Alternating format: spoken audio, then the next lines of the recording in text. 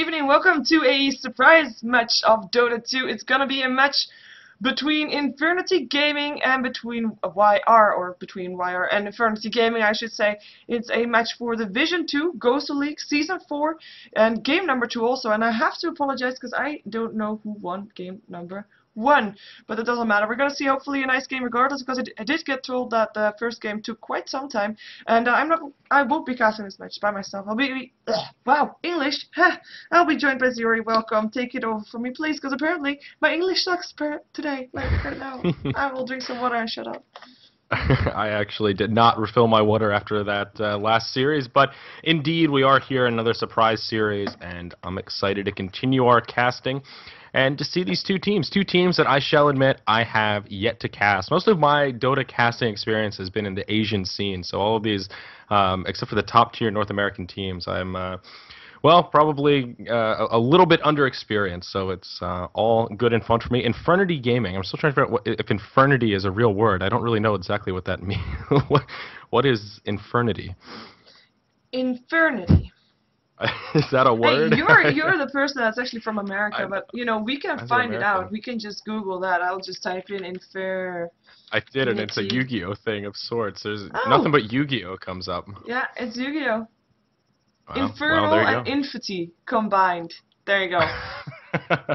Sorted. Well, should be interesting. Yeah, sorted out. Done. Boom. So we do have some bans out, though, and well, I guess fairly straightforward, but Furion actually going to make it into the first bans this game. Yeah, quite surprising to see that. Of course, Nagasiren, Darkseer, and the Naya as well. And with the Rubik first pickup, I mean, that's quite okay. I mean, we have been used to seeing that Rubik being either picked up or banned. We'll leave still in the Shrek. I'm expecting that one to be picked up as well. And Invoker was the other one for YR. So having already, I mean, they're not giving anything away. Having a good solo lane, having a hero that can do multiple roles. So starting off pretty well. And of course, the same thing goes for Rubik as well. I mean, you don't really know what they're going to do with it yet. Yep, the big difference with this draft, though, is there are a lot of junglers still in the pool. One of the things that we've been talking about recently, since, of course, Lycan did get nerfed. He's not so much of a strong jungler anymore. So we do still have Enigma and Enchantress in the pool here. And I imagine that maybe the Enigma will be sought after. I mean, Infernity, as you mentioned, has a lot of options. With the Rubik first pick, you can kind of transition into any kind of lifestyle that you would like. So in this case, I think we'll just have to take the more patient route and see what they do. Indeed, and they're taking their time as well. I mean, going into their bonus time, of course, YR took a lot of time as well for those first two picks. I mean, they only have 50 seconds left. But here we go. Team fight as well as I saw Lola I'm switching words around like crazy. A long lane solo Windrunner, probably. That's the one that I wanted to say. And still, even with already 3 picks there, you kind of can't guess on what they're doing, because everything can still be happening. It could still be a bit more push-oriented or hard carry. You still don't really know what's prepared for. Yeah, that's exactly right. And interestingly enough, in the few games that we've been able to cast together, we've seen all 3 of those Radiant heroes in the solo mid lane at one point or another. So you're exactly right. I'll be curious to see where they go with this last pick. Chen's still on the board as well, of course. Chen, very powerful, but it does require your team have at least one player that is very proficient in micro and Chen ability. So may or may not see a Chen come out in this match. Yeah, or at least a jungle hero, because of course Enigma is still in the pool as well, and they are now up against the Tidehunter. So some team fight already on Infernity, and they're going for the Chaos Knight, though. Of course, the Shrek Chaos Knight, a good dual lane. Don't need to say anything more about that. I mean, I think everybody has seen the potential that these two can bring on the lane. Does still leave room for a jungle hero on the side of YR. Yeah, and YR does have a really nice lineup here. I think if they could pick up a Shadow Demon Enigma duo, that would be a deadly team. They could tri-lane and have that Lesh Shadow Demon combo with the Disruption followed up by the Split Earth, and have Enigma on that side lane. That could be so powerful to deal with the already powerful lineup that Infernity is going for here. Though I imagine Infernity will be wise to that and throw out some bans. And, well, it looks like YR are not on the same wavelength that I am. They're actually going to go ahead out and throw that ban out on Enigma, perhaps afraid that Infernity may pick him up before they get the chance. Chen going to get banned as well as Broodmother. So all of a sudden we're running low on junglers. Yep, it's only the Enchanter still in, and either it's going to still get banned because I mean, both sides don't really have that solid jungler just yet, and of course Chen being banned out there just to deny that opportunity for YR to have that guy in the jungle, because they already banned out the Enigma themselves, so it's only only one left. Curious to see if she's gonna get picked up, or if YR is still gonna ban that one because they're afraid that Infernity might be picking that one up, but we'll find out soon. At the same time, oh, never mind, there goes the Lone Druid. And it's a Venom as a ban out from Infernity, so that is unusual as their last ban. Maybe still expecting a tri-lane. Yeah, and probably. Given the Veno ban, I would have thought that they'd want to go for a Shadow Demon ban, just because he pairs so well with Lesh. I don't know. I mean, Veno is certainly still powerful as well, but seeing that Disruption Split Earth duo, especially with a Chaos Bolt mixed in, that's a scary tri-lane. But Void will be the last ban for YR, which is... Well, I guess makes a little bit of sense. Of course, he did get a little bit of a buff ski in that last patch, so. Yeah, and of course a carry as well as an annoying carry for the Chaos Knight, because he can take the heat from people that are just bashing on him, but if they're actually bashing on him and have a bash ability, that will be a bit more tricky. And there is the anti-mage, so that guy is indeed a better carry to have against or for YR. It's better to have an anti-mage than a faceless Void. But we're gonna see, because of course Antimage does need a bit more farm than the Chaos Knight, I think, before he can actively participate into those fights. But we'll see how they're gonna do that. Yeah, I was just talking about Shadow Demon, but Disruptor might not be a bad choice either. I love the Disruptor choice as a way to sort of counter the effects of Anti-Mage a little bit. And I just find Disruptor to be one of the most irritating heroes. Glimpse is such a strong ability that you can work wonders with in the hands of a proficient Disruptor player. So either one of those, I imagine YR will be going for here, though. It looks like they are going to find their offlaner, though. They're going to grab a Beastmaster. Yeah, a great one against an Anti-Mage as well, because really, you can roar, and if you can then follow up with the potential 4-second stun, if you can follow up with the Leshrac stun, that is a dead anti-mage. And even a BKB won't be able to stop you from getting roared, so I think it's definitely a good pickup for YR. Yeah, absolutely agree. And they needed a long laner as well, so he should fit in quite nicely. I imagine he'll be in that bottom lane, just stacking those Ancients, doing what Beastmaster does best. And of course, he'll synergize nicely with this Chaos Knight as well, so he does bring a lot to the table with that inner beast as well. For sure. Last pickup gonna go off for Infernity. I mean, if we check lanes, Windrunner could go solo, Antimage could go with the Rubik, and Titan could go solo. Enchantress could therefore still be a pickup for Infernity, and otherwise, well, did you maybe want to go for a tri lane, or maybe having a tri lane with a Rubik, a Tidehunter, and an Anti-Mage, and still having that mid-game hero, mid-lane hero, and I say mid-game also, not by accident, because they need something to get the attention away from the Anti-Mage. Well, Anti-Mage is farming, so maybe we are going to see a Shadow Fiend. One can hope, right? Yeah. Queen of Pain may fit in nicely as well if they want to put her in the mid lane. But Shadow Fiend would be very, very exciting. I would love to see that. Although, having said that, maybe you want to have something with more stuns, because we don't have that many stuns on the Radiant team yet. I mean, there's the Telekinesis and there's the Shackle Shot and the Ravage. But yeah, I had that exact same thought, and I was going to say, and I was like, well, they have an okay amount of stun. Not as much as our Dire team, to say the least, but they have some flexibility, for sure.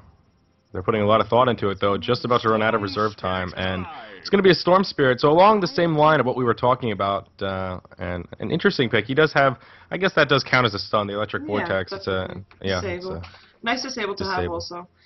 Yep. And of course, great initiation. You will be able to disable your opponent. I mean, if it's a Beastmaster, disable him before he roars, Chaos Knight before he stuns, and Leshrac, yeah, he's gonna die if Storm Spirit finds him, because I think Leshrac is gonna be playing a support role in this case, of course. Yep. 10 seconds remaining. So the question left is, what does YR want to do with this last pick? And I think they're just going to pick up another support for tri-lane here. And the two that I mentioned previously, as well as Crystal Maiden, could be an option. But looks like they're going to burn out most of their reserve time as well. So a lot of thought going into this draft. Yeah, and I mean, it could still be the Enchantress. It could indeed be a tri-lane. There's the Enchantress. Oh, there you go. So they go for double lane and dual lanes and solo lanes and a jungle hero. And of course, now having the only jungle hero in the game means that they have, and I mean in the 10 heroes that we see here, means that they have that advantage of golden experience in the jungle and can be aggressive pretty early on already. I mean, for Storm Spirit, he is a pretty nice hero if he gets a good start, and if you can kill him off maybe once or twice or 3 times even before he's level 6, that is such a great advantage that you're already giving to your team. But we're going to see if they're going to be able to do that. Of course, Enchantress is a good hero to go for those early ganks, and she also already picked up a smoke, so we might see that coming off from her. I'll go over the Radiant side, see who's playing what. We have Infernity there. It's going to be Goliath playing the Tidehunter. It's going to be a stand-in, Hangover on Tuesday, who is going to be playing the Rubik. It's going to be a stand-in, and this is actually 2Lex, who is going to be playing the Windrunner. I saw that because, I just saw that. I'm sneaky like that. We're going to see Igor playing the Storm Spirit, and last but not least is going to be, where is he? There it is. It is Idefix. He is going to be on the remade Anti-Mage, and I say remade because his look is a bit remade, and he looks a bit more manly now. He looks so much more manly. Those muscles got so much more tone all of a sudden. I know. Those biceps. I saw the pictures like, hey, Anti-Mage, how you doing? But, you know, in a different way. But it was quite a big difference, even though the difference wasn't that big. It's funny to see. Anyway, I'll leave the dire to you. Alright, so we do have Smasher going to be playing our Beastmaster here. He's headed down to the bottom lane. I think that's supposed to be a baser. Is that how you say this name on Lesh? We do have DX going to be playing the Enchantress, who's going to be in that jungle. Yapzor going to be playing the Chaos Knight, but it looks like in the mid lane, and then up the top we are going to have a close lane solo Invoker in control by Sparta. So sort of an interesting take here. Invoker going to be solo top, and it looks like Lesh Chaos Knight going to be the strong lane in the mid, going toe-to-toe against this Storm Spirit. Yeah, and that will mean that Storm Spirit indeed will have a very tough time in this middle lane. And I mean, if you have the combination, if you have a Reality Rift, if they're level 2, if Leshrac as well as Chaos Knight are level 2, that's going to be easy kills on Storm Spirit. Of course, the thing about Storm Spirit is what I said earlier as well. I mean, it's a two-edged blade. Like, okay, Storm Spirit, if he gets caught out, he's going to be shut down hard. At the same time, he's first the dual lanes, and if he still can get the experience, he's level 6 all that much faster. So we're going to see which one of the two that will be. Yeah, well, we do see Lesh has put up a very aggressive lane ward here right on the high ground, so they want to know exactly where the Storm Spirit is, and if there's any opportunity to catch him off guard, they are definitely going to do it. So I imagine this mid lane will be a little bit aggressive. We're going to see Rubik actually just rotate in right away. They don't need him down in the tri-lane. Anti-Mage has complete free farm with Tide here as kind of a babysitter to go toe-to-toe with Beastmaster. So I like the choice to bring Rubik mid, and hopefully it will allow this Storm Spirit to pick up a little bit more farm. Yeah, and they're already level 2 in Chaos Knight, level 2 in Leshrac. They tried to get a Reality Rift up on the Rubik, but the line of sight was faster. Of course, Rubik is going to be a bit in a disadvantage here because he is still level 1. But and we do actually see the Storm Spirit being a bit higher level than both the Yapzor and Baser, so having a good start already. And last hit-wise, I mean, okay, Chaos Knight has more, but with the Rubik now there as well, that will change for sure. Yep, hopefully so. The big scary part of this game for me, though, is Anti-Mage in total free farm mode down here in the bottom lane, and there's nothing Beastmaster can do about it, unfortunately. So that does mean YR is going to have to, well, just be ready to adapt. They either need to pressure these other lanes really hard and take some really early advantage, or they're going to have to rotate around and try and shut down this Anti-Mage. I think some of the pressure is on the shoulders of Enchantress if she can make something happen. If she can gank this top lane, maybe shut down that Windrunner, an Invoker could get out of control. That could counteract some of the effects of the Anti-Mage. But, yeah, free-farming Anti-Mage is always scary, really, at any point in a match. For sure, and especially since, I mean, it was a game that we casted yesterday where we talked about, you know, the window of opportunity that people have if you have got a bit of a mid-game strategy versus a late-game one, and if you let Anti-Mage free farm, that window is going to be very small. Yep. Ooh, that's absolutely true. In the mid lane, initiation onto Rubik, and he's going to go down. Lesh going to be the one to pick up that first blood. Pretty easy kill right there, and that's the combo that we were talking about. Storm Spirit survives, but unfortunately his good buddy Rubik pays the ultimate price in the mid. Yeah, and Leshrac picking up a haste rune there, definitely helping with the element of surprise. It's going to be a 2-second stun here on the Storm Spirit, making for a good start from Leshrac as well, and I think Storm Spirit is going to take a fall here as well. Just need one more, and there he goes. It is Leshrac that picks up the kill, and it is Baser. Oh, sorry, it is Igor that goes down on his Storm Spirit, even though I have to say, in between that last hit from the Chaos Knight and the last hit from Baser, he could have used his remaining bottle charge, and he should have been able to stay alive, I think. Yeah, if he had lived that, I would have been a little... Lesh didn't use his edict, so I was just thinking, oh, if he gets away, Lesh, you're going to be slapping yourself in the face. But alas, he did the math, as it would seem, and was able to grab that last hit. Up in the top lane, how's the farm faring? Invoker 12-2 against the 10-4 Windrunner, so a pretty standard top lane, not much action. Anti-Mage still leading the way, 24-6. And that is kind of a hop and a skip ahead of everybody else in this game. And we'll see what it is. I imagine he's just going to go fast Battle Fury here. He's got the donkey coming with something. That's going to be his Hand of Midas. So, going to go super greedy route here. Yep. And super farm mode. Super farm mode indeed. Has started. And I mean, Beastmaster, he still managed to get level 2, but he is being shut down a lot by that Tidehunter. We saw earlier. I switched to it for a second where Tidehunter was just walking up all the way up to the lane. Tidehunter himself didn't get experience anymore, but they were just man fighting, and they're both so tanky, so they don't go down.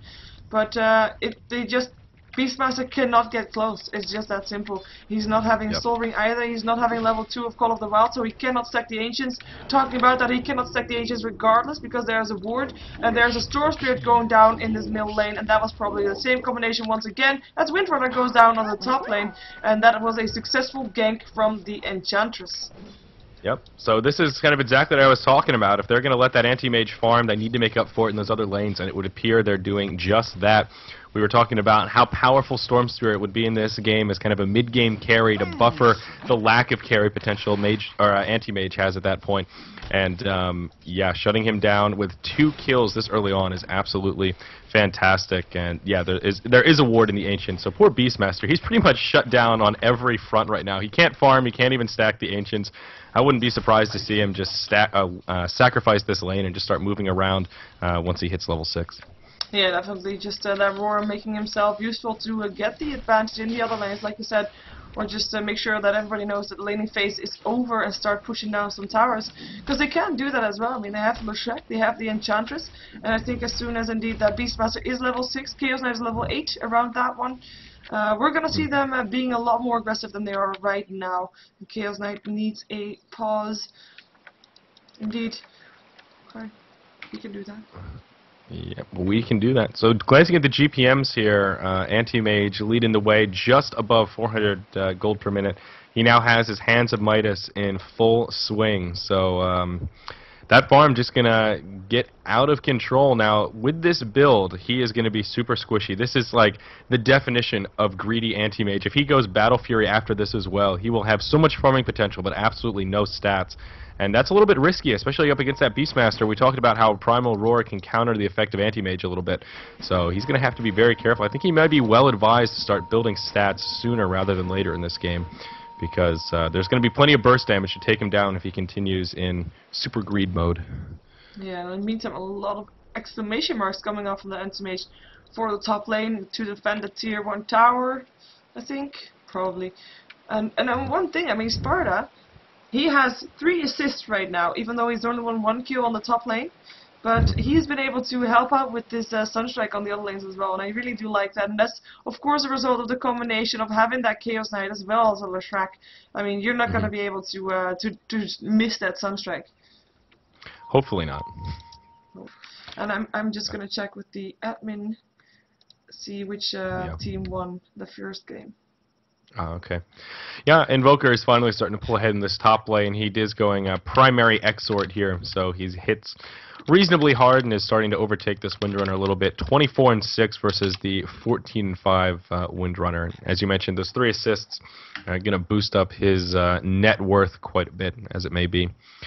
Anti-Mage is the only one farming well, though. If you look at that net worth chart, not that it's too descriptive this early on, but at least for now, a lot is riding on the shoulders of this Anti-Mage. True, and I found out it was YR that won the previous game. Well, I have to say they were looking at 4-0, so I did think it was a bit of an even game, considering that that the game lasted pretty long. So we're gonna see. Yeah. Absolutely. Absolutely, indeed. I'm quite curious who the Rubik is, stand-in wise, if we know that person. Hungover on a Tuesday. Yeah. It happens, apparently. It happens. And I'm gonna check in the Steam. This profile is private, and it is nobody I would recognize. Okay. Could be anybody. Could be anybody. So risky. Smurf accounts. Yeah. It's kind of nice that you can change your name on Steam at any time, but I have mixed feelings about it. It's cool, but at the same time, it confuses me too much. Well, it kind of makes that people don't want to make Smurf accounts all that much, I think. Yeah, well, that's true. And that definitely helps.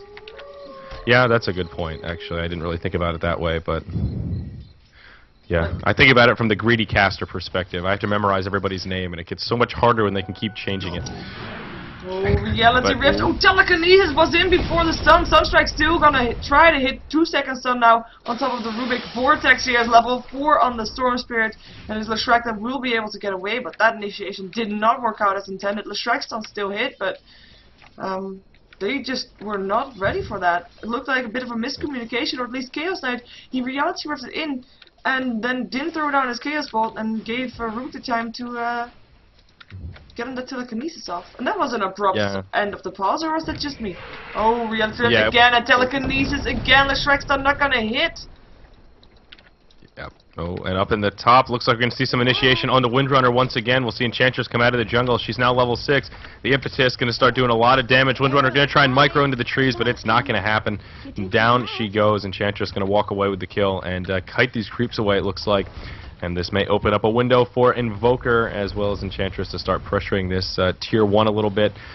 Poor Windrunner, though. She's getting picked on. This Enchantress having a fantastic early game. Usually when I see an Enchantress, I think early aggression, and this Enchantress is not letting me down. For sure. At the same time, though, I mean, this Beastmaster somehow got to level 5. So he is almost even to level 6, so I'm waiting for him to rotate. And I have to say, I mean, we know what kind of lineup, of course, Infernity has, and that Antimage has to make it to the late game, and that both Storm as well as Tide need to be level 6 before they can be able to do something. Leshrac's done. It's going to be Storm Spirit that will probably drop one more hit needed, and will hit, and Leshrac picking up the kill. But yeah, it's hurting them a lot right now. I mean, you would expect them to maybe be a bit more careful until they actually reach the levels. I mean, Rubik, once again, one of those heroes that needs to level 2-second stun, Sunstrike, Leshrac stun. That's going to be a kill. Leshrac picking it up again. 4 for 0 and counting as a double kill as well. So, I mean, this early aggression before everybody's level 6 is really paying off for YR, but I have to say, it is IN or Infinity that is kind of letting it happen a bit, I feel like. Yeah, and well, on top of that, YR's combo here between the Chaos Knight and Lesh in mid, as if that wasn't enough crowd control and burst damage. You got this Invoker who's leveling Exort primarily. He's level 4 Exort now, so that Sunstrike hits pretty damn hard. And this lane setup might not have been what I would have initially predicted, but up in the top we'll see Invoker and Enchantress come in on the Windrunner again. She does have the Windrun up, but it's not going to last long. Down she goes, an easy kill for Invoker. But yeah, that combo just working so well. The burst damage they can put out, even on the mid lane, is just incredible. The Tide, they know where she is. She popped a salve, however. Here comes the Source Spirit as well. Vortex in, that's a gush. And the Invoker's live Enchantress is going to be safe, though. Has made her way through the trees and is going to be home safe inside her own jungle once more, together with her courier. That was actually on his way, I guess, to the Invoker, but I guess he's already brought his items there. He was going to go for Force Staff, by the way. Logical build for him. But at least Windrunner having some support. And I say some, actually is now 3 heroes here on the top lane with Windrunner rotating. And Windrunner actually now, Tulek's going to be in this mid lane. And he is one of those heroes that should survive the combination thrown at him. And he is already level 7 as well, so he's a bit on par with the Leshrac and the Chaos Knight. So I think a good rotation. Sure. Yeah, I definitely agree. Though we see Chaos Knight with a whole bunch of items in the bank that'll be on their way once he gets access to the courier here. But you're exactly right. The problem with Windrunner, though, she doesn't have any boots. So although she still has Windrun, that combo, if they catch her before Windrun goes off, it may be just a little bit tricky. But we'll see. I'll see what this top lane does. I'm kind of curious how long they're going to keep to this kind of Tide lane. Looks like Tide is considering rotating around, but I think they're just hungry for a kill onto Invoker here. They're going to group up in the jungle, and there we go. Storm Spirit going to initiate. Invoker going to get caught. I don't know that he's going to be able to survive this one. Going to switch to all Quas, but it's not going to be enough. And down he goes. Rubik going to be the one to grab that last hit. So seems to be a worthy exchange, or a worthy swap in the lanes so far here for the Radiant. It's going to make it 2-8 here, 10 minutes in. Yeah, and of course both 2 kills done on the Invoker so far. So the good start that he had in the top lane kind of disappeared again. And we still see, I mean, if you look at net worth, this anti-mage, he is farming like a boss, but he is going to be in some trouble now because the Shrek is close by, the Hawk is close by, the Roar is up. And with the Roar up, there will be a follow-up stun from the Shrek, there will be an Edict, and there will be no chance to blink away. I think there goes it. Sunstrike, stun. Is there going to be a blink in time? He is blinked away, and no, it's not in time, because there was the Shrek with his Edict on, and Anti-Mage drops super fast. Yep, super easy, and that's what the problem with going that greedy build. He's got a Ring of Health as well as a Hand of Midas and the Claymore in the bank. That is all. Nothing in the way of stats, no boots, and that's exactly what happened right there. In the mid lane, we're going to see a kill go down onto Storm Spirit. Enchantress going to be able to finish him off with that Centaur. There's the Chaos Bolt onto Rubik. The Centaur going to be there for a follow-up stun. Not even going to be necessary, actually. He's just going to fall. Enchantress doing some pretty serious work here. Going to pop the Wisps, and they may continue to go in. Tidehunter's here. He's not yet level 6. So, of course, no Ravage, Windrunner out of mana, but they're going to be forced to disengage, at least for now, although they may catch Tide. Uh-oh, there's the Gush onto Chaos Knight. He's going to come in. Sunstrike on the way. Down he goes. Invoker going to be the one to grab that kill. This Invoker, man, Sparta has just been on point with those Sunstrikes throughout this game. He's now got the Forge Spirits up in the top. He's going to pressure that Tier 1 tower, and very well may take it out right here. No glyph. Yeah, and I just have to point out again, I mean, yes, he's spot on with the Sunstrikes, but there's really no way to miss with all those disable coming off from YR. There's really so much coming off. I mean, Tidehunter, I'm not sure even what he was thinking there, because everybody saw him running there, and Chaos Knight is still pretty tanky, and Enchantress is going that way as well, and, you know, he just ran towards his death, and it seemed pretty obvious to me from a spectator point of view. But, yeah, those disables, it's just so much. Where are the PKPs? Yeah, well, that's one of the things we noticed right away with this draft. The Radiant team lacking on the stuns a little bit, at least in comparison to what the Dire side has. And YR may be looking to make something happen here. An invisible Chaos Knight in the mid. And, ooh, Storm Spirit going to go in. That's the Vortex onto Lesh. They're going to try and make it happen. Chaos Knight going to open with the stun. Lesh going to head for the hill. Still only level 5 on that Tidehunter. So no ulti coming out. Roar going to be used onto Rubik. That's going to be an easy kill. Now Enchantress coming in. They may be able to finish off this Storm Spirit. He's low on mana. That's going to be the Reality Rift. And that'll be another easy kill. A 2-for-0 exchange. And the action might not be done yet. Tide going to micro into the trees. And he is going to be able to pour it out. So he will survive. The rest of YR are going to group up. It's going to be a 5-man push here in the mid lane. I think this Tier 1 tower is destined to fall. Yeah, there's really nothing that you can do against this push coming in right now. I mean, this is YR's prime time. I mean, they have got a level 10 up on the Chaos Knight. They've got the Roar. They've got basically everything that they want, and they are going to take down the towers. And they still don't care about the anti-mage farming because, I mean, they are doing everything they want to do good enough. It's only gonna matter like once the tier 2s are down as well. They're actually gonna take down Roshan now. But once the tier 2s are down, it's gonna be the tier 3s that are gonna be harder to take down, because then that Ravage will be up, which is actually up already. So we're gonna see how well Infernity can fight back, even though they're definitely on the back foot right now with 7,500 gold as well as experience with the same number there in favor of YR. Yep. Yeah, and that is a pretty sizable deficit here for about 14 minutes worth of gameplay, especially now that Rosha's down. That'll even boost it a little bit further here, now closer to probably 8k, 8.5k. And, of course, Aegis now going to be on the Chaos Knight, and they're just going to head down to this bottom lane. They want to make something happen. Anti-Mage is close to the Battle Fury. I think he had the 2 pieces and still waiting for, what is it, the Void Stone to finish it off. So he is still very, very squishy. No stats, no movement speed. He is not going to be much help in this fight. I just love the aggression from YR. As you said, this is their time to shine, and they're not wasting a second of this valuable advantage that they have. No, and I feel like Antimage should have carried a TP and just continue farming on the top lane or something, because like you said, he is just so useless right here. He cannot do anything, I think. Yeah, not much at least. The only thing he might be able to do, if he can get a nice Mana Void off, he may be able to pick up a kill or two, but he's not really going to be able to chase anyone down. I think he is the only one without boots at the moment, and we may see some initiation. Rubik going to throw a Telekinesis, And there you go. There's the reality rift. Is the follow-up going to be there? The Ravage going to come out. It's going to connect with Beastmaster. He's going to fall. Chaos Knight going to fall here. The Aegis going to be burned, but Tide does pay with his own life. Chaos Knight going to pop back up. Lesh going to go in way too far forward. He's going to go down. The Edict still doing a lot of damage. Rubik falls, and now the rest of this Radiant team is on the defensive. It's going to be a 2-for-2. The Aegis is burned, but I think this tower very well may fall in the upcoming moments. Yeah, I have to say, I'm quite surprised that Antimage wasn't indeed able to pick up a level still. Oh, Reality Rift in it, not over just yet. There's the Vortex up on the Chaos Knight. Deafening Blast going through, only hits on the Storm Spirit, who will still be able to bolt lightning away. Look at that damage from the Impetus.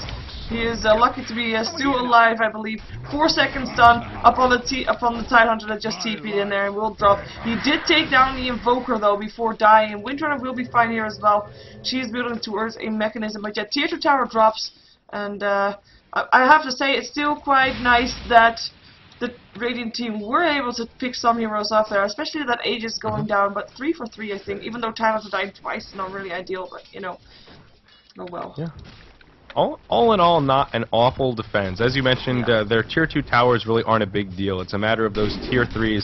Anti-Mage still leading the way in net worth now, just about 7k, and he does have his Battle Fury. So the Dire team still on the clock here. YR will need to keep this pressure on.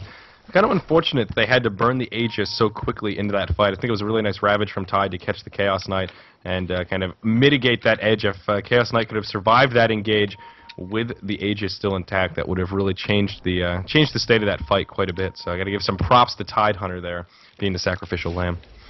Yeah, look at the positioning right here. We have got the Chaos Knight as well as the Leshrac, and the Hawk scouting out Igor there already. Leshrac stun is going to hit. There's going to be 3-second follow-up stun. That's going to be a Storm Spirit dead. And that's the work of the Hawk being there. It's like perfect position there over the shrine. Yep.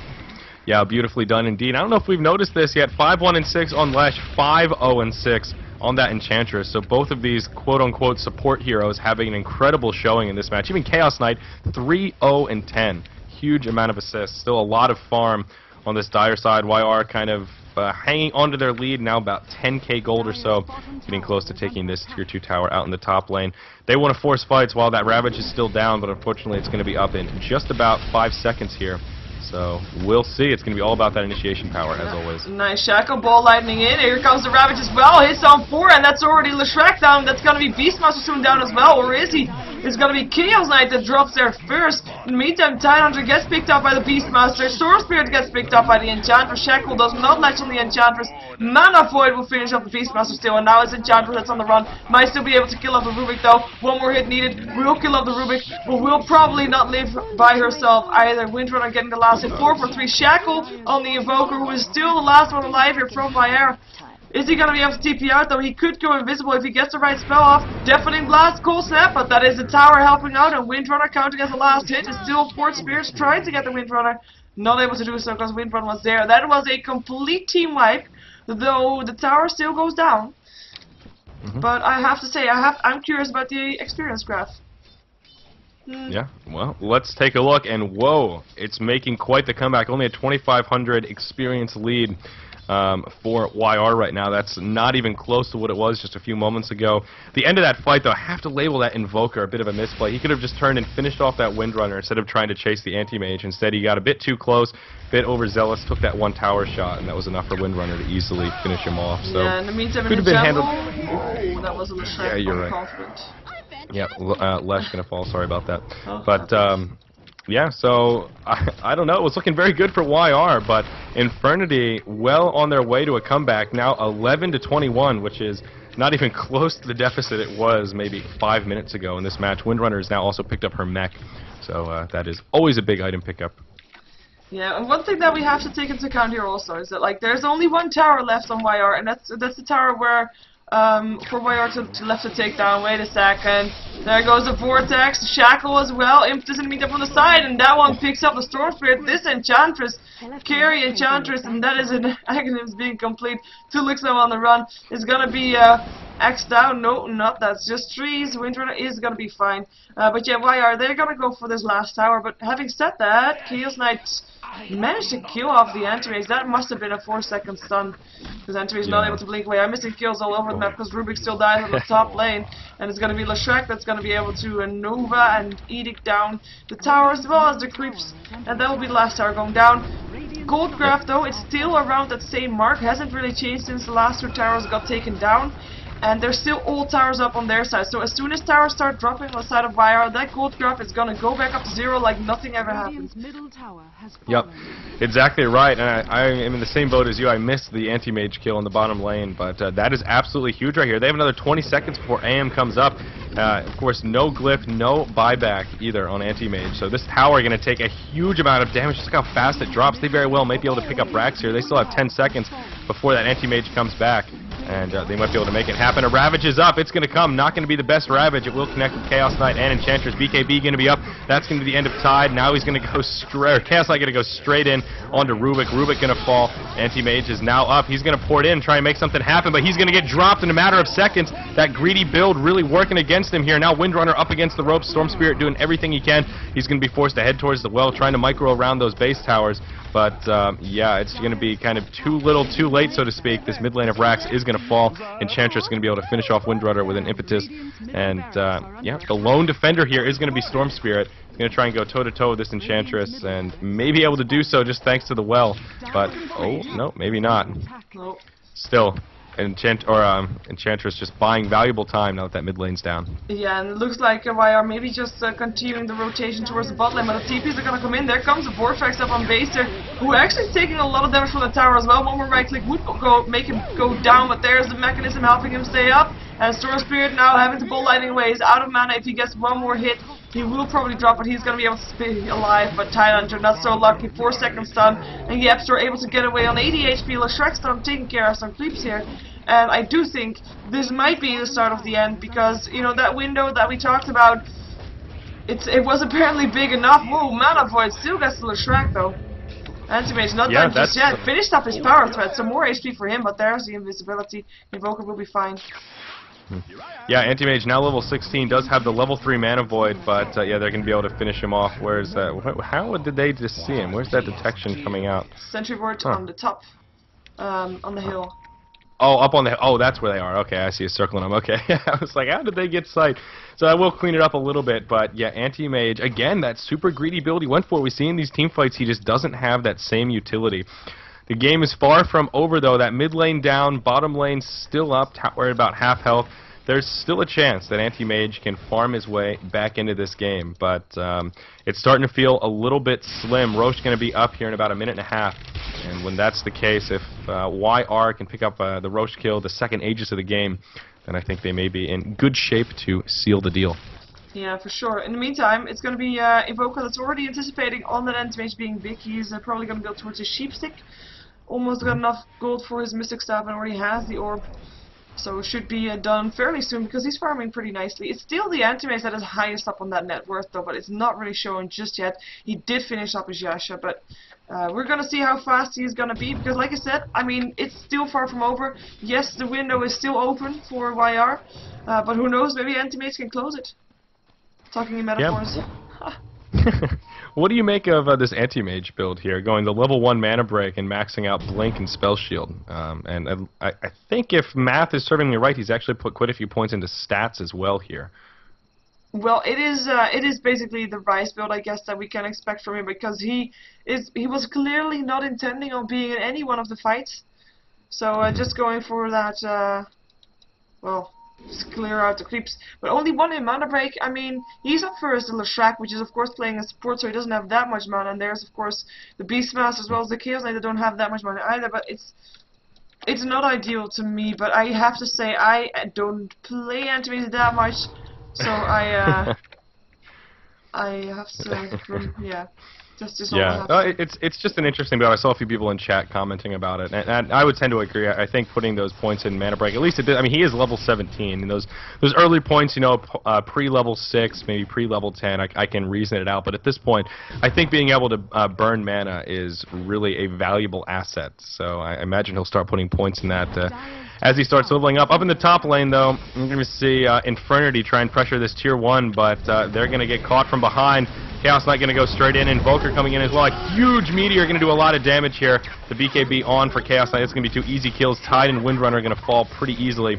Storm Spirit going to try and pour it out, and yeah, he's going to make an Enchantress and not going to be able to get vision. So it's still 2 very easy kills. All the while in the bottom lane here, we see some initiation. Rubik going to fall, and now Beastmaster up against the ropes. He's going to head for the hills. Unfortunately, he's going to go down. Lesh looking like he may fall also. So that's going to be a 3-for-2 hero exchange across the map. Yeah, well, at least YR coming out slightly ahead. Yeah, they defend their tier 3. That's good stuff. Otherwise, that would have been over for sure. I just want to point out that this Enchantress picked up a Mask of Madness. Yep, carry Enchantress indeed. Yep. With 8 stacks in her urns as well. I mean, there's, in total, I mean, we're now 25 minutes into the game, and we have 48 kills. There has been a lot of action over the map, over the entire game, and that's actually the side of Vice complete on the Invoker as well, with those kills that they did on top lane. And top lane, of course, they went there to try to get the tower. They didn't. That's quite a sad giveaway there. And Roshan back up again. Chaos Knight now has his Reaver, so he's going to be working towards that heart, I would imagine. And well, that's going to make him quite scary. Roche is now up, and it looks like YR is all over it. They've got him already down to about half health. There is no ward coverage for the Radiant side, so I think this will be a free Roche kill indeed.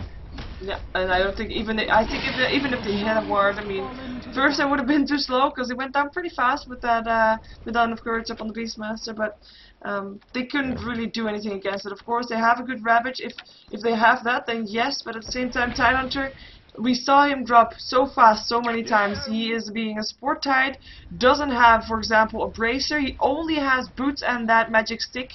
Not even a magic wand, just a magic stick. Just a stick. And he is, yeah, he is just so very squishy right now. Yeah, absolutely. Chaos Knight, though, 4-1 and 16. He has been involved in so many of these kills. It's part of the reason why his farm is looking so good. He hasn't picked up too many last hits, but that many assists really adds up, as you mentioned in that last game. Recently buffing that assist gold is absolutely huge. Looking at the net worth chart, Anti-Mage still leading the way, but Chaos Knight is nipping at his heels. Up in the top lane, we do see that Tier 1 finally fall, though Infernity going to have to get in the base and turtle up here. They do have a glyph up, but they need to fend off this push. Yeah, and let's see if they're going to do it, because look at that damage from the Enchantress. That is the tower already down. Invoker actually picking up the last hit, and they're just backing off, waiting for better initiation. Maybe actually they found the Tide. Tide who tried to go in from height, still lands a Ravage before he dies though. And a nice one of that. Meteor still falling, Deafening Blast as well. Storm Spirit already dead, and it's going to be Anti-Mage that gets picked up as well. Too much disable. Rubik now on the back foot, back from the Storm Spirit. It's going to be Windrunner that's going to try to get away from all this damage that Enchantress is doing. Look at that Enchantress running around like crazy, and there goes Tulex. One more hit. Unstoppable Enchantress. Telekinesis lands him through 2 Vortex there as well, but is there going to be any damage in the meantime? Their barracks are getting destroyed by the Chaos Knight, but they're just trying to farm in the fountain. Fateful still going through. Enchantress is actually going to go down here, but she does get an ultra kill before she dies. And actually the barracks are down, so now they come to the fountain as well, and then, sorry, Windrunner will drop. Beastmaster taking a lot of damage there. Storm Spirit going to try to do something, not able to do anything though. And they're just rotating around to those tier 4s, not even going to go for the top lane. Oh, Vortex in. Leshrac gonna go down. Storm Spirit picking up the kill. But at the same time, slow Rubik, yeah, he dead. Enchantress is back. Picked up Boots of Travel in the way. And that's going to be another kill. Boom. Oh. Yep. Down it goes. This Enchantress is just out of control. 16, 2, and 11. That is indeed a carry Enchantress. All the buybacks have been used. They don't even need that top lane. The base tower is going to go down. The shrine will be exposed, and or the ancient, I suppose it's called. And it's going to fall. So it looks like YR are going to be able to take this game, and I believe that's going to allow them to move on a 2-0 in this series. Yep, and Anti-Mage, I mean, we saw the power of the Anti-Mage just now. He killed off the Enchantress pretty fast, but then came the roar, the stuns, another stun. It's like, you cannot do anything against it, and the GG is indeed cold, and they're just fountain farming until these throne goes out. Fortification still goes off, but we will have YR taking down Infernity here, and that is going to be 2 points going towards YR, and this GosuLeague Division 2 matchup. And this was game number 2. So my name is Sheever, GosuGamers caster. I am casting today with Zyori. Do you have any plugin shoutouts? stuff like that. Well, if you're gonna go super greedy anti-mage, you better be careful and well, make sure you put that farm to good use. His GPM was off the charts, 550 when it was all said and done, but unfortunately, just didn't work and needed that BKB before Manta perhaps for that survivability. But an interesting game nonetheless, as I've said in many a cast before. Zyori TV on Facebook and Twitter, and just Zyori.tv is indeed my website as well. Okay, well, thank you for casting with me again today. I think this was indeed the last match, and now I can actually say it now, because it's actually Tuesday today. In 5 minutes, Dota Talk will start. Yes. Yay! I know. And for people that watched yesterday, I said the same thing yesterday, but then it was Monday, but I thought it was Tuesday. But this time, it's Tuesday, so I'm right. Good stuff. So I also think that Dare versus Na'Vi is still going on at Purge right now, so that might also be interesting to watch. Anyway, that was it for today. I'm going to throw down my outro, and then I'm going to play some commercials, and then I'm going to also shut down the stream. So I want to thank you all for watching, and talk later. Alright, bye-bye.